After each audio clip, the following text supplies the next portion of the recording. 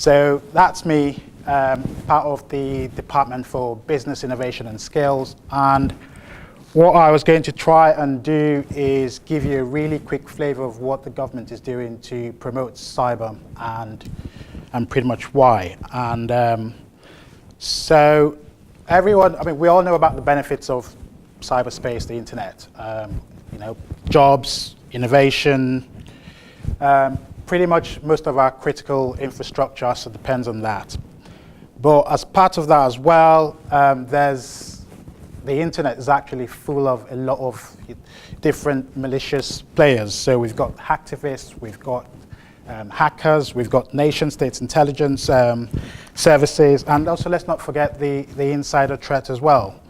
And we know that the diversity, the problem is, the scale of the problem is increasing, it's becoming more complex, becoming more diverse, and that's why cybersecurity is pretty much one of 4 tier 1 national security risks, alongside things like terrorism and stuff. So as a previous head of MI5 said, the scale is quite astonishing. It's growing and growing. And a recent breaches survey that BIS carried out, I think it was back in April, sort of showed that 93% of large companies and 87% of smaller companies have all been targeted, pretty much in the past, you could say 12 months. The average cost of security breaches as well is quite staggering. So, for instance, for a large business, it's between £450,000 to £850,000. For a small business, you're looking at between £35,000 and £65,000 as well. And it's not just companies who make sort of planes or tanks or ships and stuff which have been attacked. We pretty much know that almost every company across different sectors have been attacked. So name it automotive, engineering, even universities as well. So these actions are not just sort of actions from, because I think it's easy for everyone to say, oh, it may well be nation states and things like that. But we also know that there's, people like hacktivists who want to make a statement and cyber criminals who want to commit fraud, are all responsible for this. So, which is why, recently, obviously, the government's taking this quite seriously and put in place a national cybersecurity strategy back in, 2011. And there's 4 objectives in the strategy, and it's been delivered through a 4-year program, and I could say 5-year program now, because we just had an extension to 2016. So, as a Department for Business, the 2 areas where we're pretty much interested in is the objective 1 in terms of trying to help businesses stay safer online, and 4, which is about making sure that the UK has the right skills, knowledge and capability to be able to sort of deliver, to be able to sort of meet all these challenges, because ultimately without the right expertise, pretty much everything we do is not going to work. So the program as well is quite interesting in the sense that there's I'm a policy maker by background, and this is one of the very first programs I've actually worked on where there's a massive amount of cooperation across various sort of government departments as well as partners. And I think currently, there's about over 12 Whitehall agencies and departments all working on this program to the £860 million budget. So obviously the large amount of money which the government has put into this obviously shows you how seriously it takes the problem. And government's approach to this, it's very, very much non-legislative, and it's all about partnerships, it's all about support, it's all about trust, and it's all about voluntary interventions. So as I said, as Department for Business, one of the key things for us is how we can get the message out to businesses, obviously, that this is an issue and this is what you need to do. Because as a recent, I think it was last year, GCHQ estimated that a lot of the problems which we face, pretty much a lot of the cyber problems, around about 80% of them are actually caused by or can be prevented by good cyber hygiene. And this is about basically just doing the simple things right. So what we've been doing quite a lot of over the past couple of years is making sure that we've got good practice guidance in place that industry can use. So last year we produced the 10 steps for cybersecurity, and We've used this in quite a lot of engagements we do with the private sector, and I mean, although it's actually for big businesses, I will talk about what we're doing for SMEs quite later on. But we're also, alongside developing that guidance, what we're also trying to do is raise awareness of the issue in sort of corporate structures. So for instance, we know that in the past, a lot of cyber risk management tends to be delegated to the IT department. And what we're trying to do is say, actually, you need to take this as a corporate risk. And so chief executives and board members should be the ones sort of, looking after this. So basically, we're trying to push it up that corporate ladder. We're also recognizing that quite a lot of the audience we deal with is quite diverse. So we're doing a lot of stuff such as partnerships with different players, so partnerships with lawyers, accountants, to make sure that the messages we put out there is quite targeted to be able to make sure it meets their needs. And so after that, a lot of that work actually spun out quite a lot of debate from businesses asking us, okay, fine. So now that you've put this out, what does good cybersecurity look like?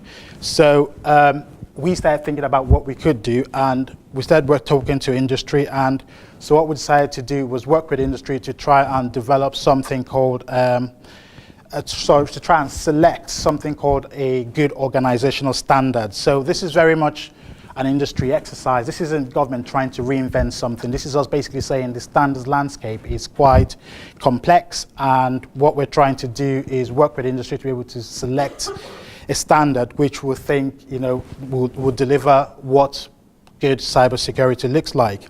And hopefully what it will do is point businesses towards sort of best practice on cyber, and for those who are cyber secure, it would help them to be able to differentiate from their competitors, obviously, again, giving them an extra boost to their capabilities.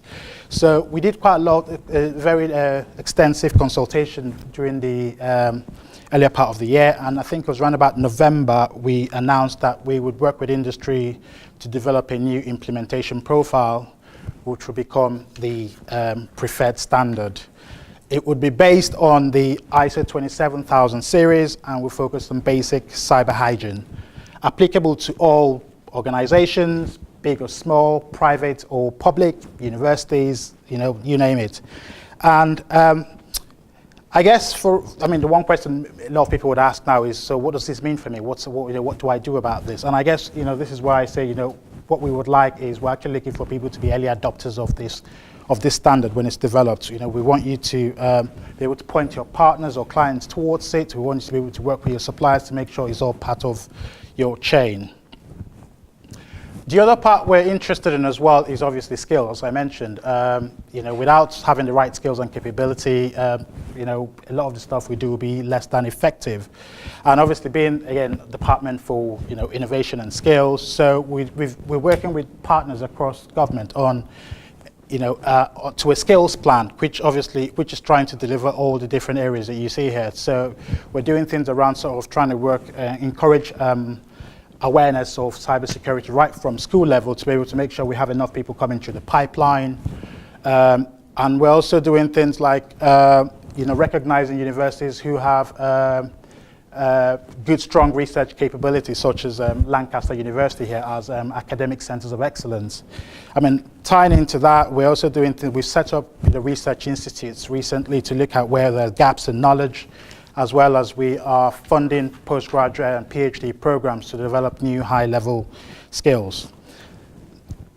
And in addition to that, there's one other one which I quite like to stress at this point in terms of what we encourage universities to also work with industry, particularly SMEs, to be able to create new solutions, because that would add to the growth of the sector.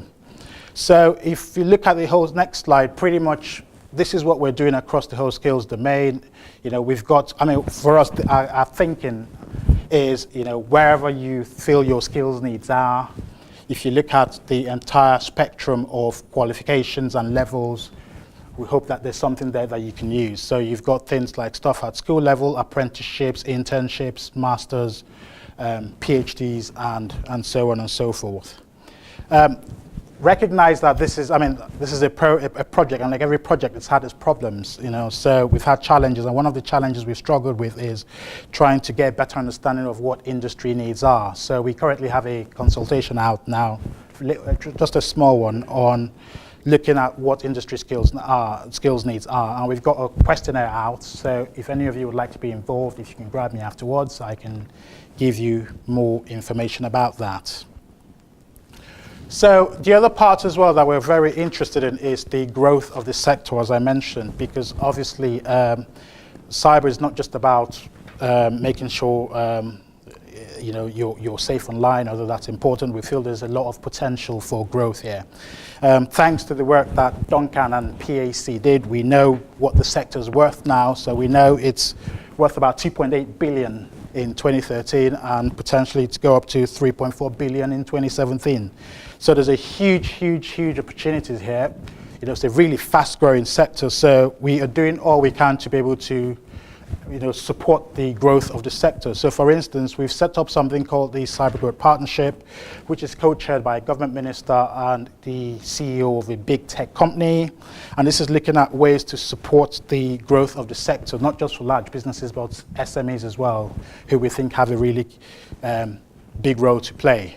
We're looking at sort of barriers to the growth of the sector, so looking at things around access to finance, and I'm going to Malvern in a couple of days to talk to the companies there about how they access finance and what their needs are. And obviously, I just mentioned the Malvern, we're also doing things to support the development of clusters, so I was quite pleased to see that Lancaster and Co we're talking about a Northwest cluster as well. And then SMEs, which is a very important one as well. So I talked about the 10 steps to cybersecurity, which we did for small businesses. And we did a version for small businesses because we recognize that the scale might be smaller and you're looking at things in different ways. So that's out on the .gov.uk website. If you haven't seen it, I'd encourage you to go and have a look as well. And we also engaging with small businesses to raise awareness, and in January 2014 we'll be launching a £4 million cross-government campaign to increase online confidence of consumers and improve cyber behaviours. And we're also doing a lot of engagement with business networks, people like the FSB. But one of the key things I'd like to mention as well is this, the innovation vouchers, because I think there's a lot of opportunities here. So if you haven't heard about it, I think this is something that's worth exploring. So this is something that's part funded by BIS and administered by the TSB. And so basically this is to help a company who is looking to bring in new knowledge into their business to develop and grow. So if you go on the TSB, I think it's innovate.org website, there's a very simple online application form. And if you fill it, you're most likely to get it if you meet certain criteria, such as you should not have had an innovation voucher in the past, you should be a micro or an SME, and your challenge must be one that needs specialist help. Each voucher is worth £5,000, and you can use this to get that help you need. The call is currently open, and I think it closes in January. So again, I'd encourage you to have a look if you haven't done so already. So we've been putting a lot of money into this, and I think by January we'll probably have put about £1 million into this. So to finish up, because I've only got 1 minute, I think the 3 key points I'd leave with you are, obviously we feel that SMEs are a key contributor to growth. It's an area that's really important to us, and we're doing quite a lot of things to try and support SMEs. We obviously think there's more to do, so if you've got any bright ideas, again, feel free to grab me or to email in and come in to have a chat with us. And finally, I think what I'd say in terms of the whole program itself, it's a partnership between government and industry, and we need that if we are going to be able to further promote the growth of the economy. Thank you.